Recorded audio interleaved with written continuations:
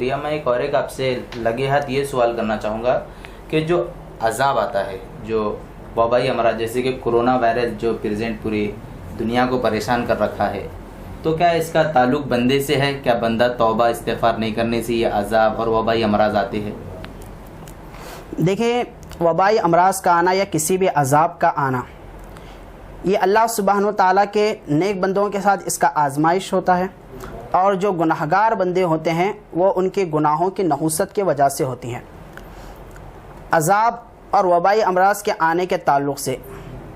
ये पिछली उम्मतों के अगर आप अहवाल उठा कर देखें, जब उनमें बेहयाई ज़्यादा होने लगी, गुनाहों का इर्तिकाब ज़्यादा होने लगा,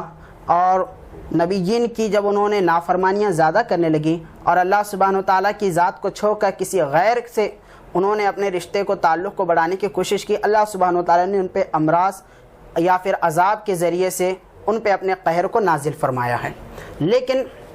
इस उम्मत के साथ अल्लाह सुब्हानहू व तआला का एक ख़ास ताल्लुक़ है, वो है निस्बत नबी सल्लल्लाहु अलैहि वसल्लम के ज़रिए। अल्लाह सुब्हानहू व तआला कुरान पाक में इरशाद फरमाता है कि वमा कान अल्लाहु लियुअज़्ज़िबहुम व अंत फ़ीहिम, कि ऐ हबीब पाक सल्लल्लाहु अलैहि वसल्लम, हमारी ये शान नहीं है कि हम तुम्हारी उम्मत पर अजाब को डालें जब तुम उनमें मौजूद हो।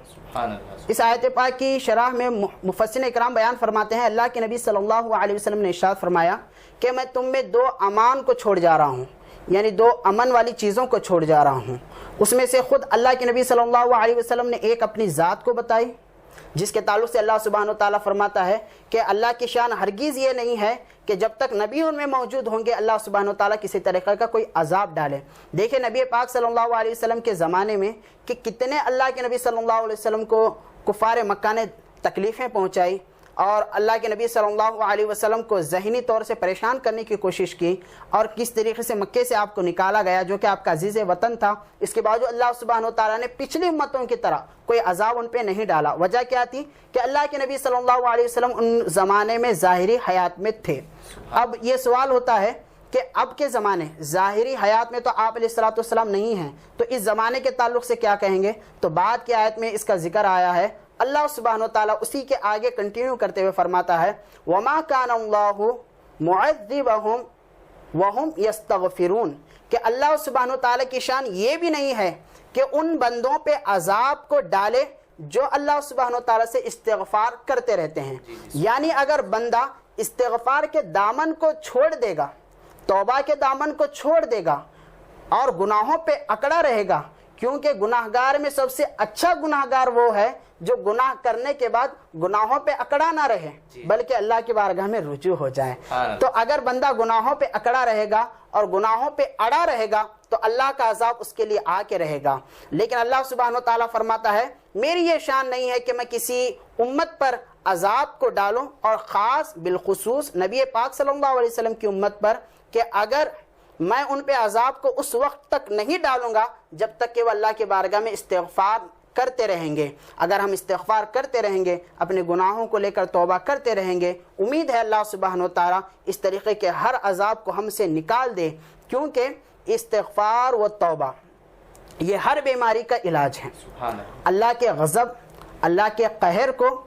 कम करने का सबसे बड़ा इलाज यही है कि बंदा अल्लाह सुब्हानहू व तआला से तौबा व इस्तिग़फ़ार करते रहें। यहाँ पर एक बात ये भी जिक्र करता चलूँ कि हज़रत यूनुस अलैहिस्सलातु वस्सलाम की जो उम्मत थी, जो कि शहर नैनवा में रहती थी, ये एक ऐसी वाहिद उम्मत है जिस पे अल्लाह सुब्हानहू व तआला ने उनके सरों पे अजाब डालकर वहाँ से अजाब को निकाल लिया। इससे पहले कि जितनी अब उम्मतें देखें सब पे अजाब आ के रहा है। अगर आप देखें कोरोना वायरस जो कि अब माह